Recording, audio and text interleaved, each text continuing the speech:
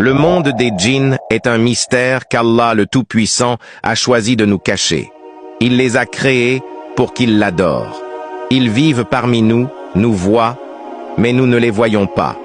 Ils mangent, boivent, se marient, ont des enfants et meurent.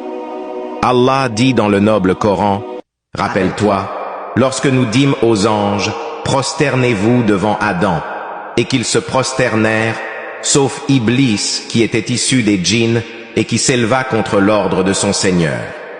Le prendriez-vous, lui et sa descendance, pour allier en dehors de moi, quand pourtant ils sont vos ennemis? Quel abominable échange pour les injustes. » Coran 18, 50. Chaque créature est destinée à mourir, seul Allah demeure éternel. Même la mort elle-même finira par mourir. Certes, les djinns mourront également comme les humains, comme le dit le Très-Haut. Toute âme goûtera la mort. Nous vous mettons à l'épreuve de la tentation par le mal et par le bien, et c'est vers nous que vous serez ramenés. Coran 21, 35. Notre bien-aimé nous informe en disant « Ils vivent des milliers d'années, mais leur fin est la mort et l'anéantissement. Ils tombent malades, meurent brûlés par des météores, assassinés ou tout simplement de vieillesse.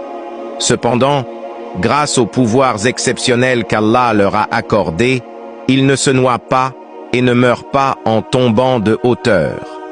Certains peuvent plonger dans les profondeurs, comme dans l'histoire de Salomon, et d'autres peuvent voler dans les airs. L'ange de la mort retire leurs âmes comme il retire celles des humains. Selon Ibn Abbas, qu'Allah l'agrée, l'ange de la mort est le même ange chargé de retirer l'âme des hommes, des anges, des djinns, des oiseaux, des bêtes sauvages et de toutes les autres créatures. Les lieux d'enterrement des djinns ne sont pas spécifiés dans le Coran ou la Sunna.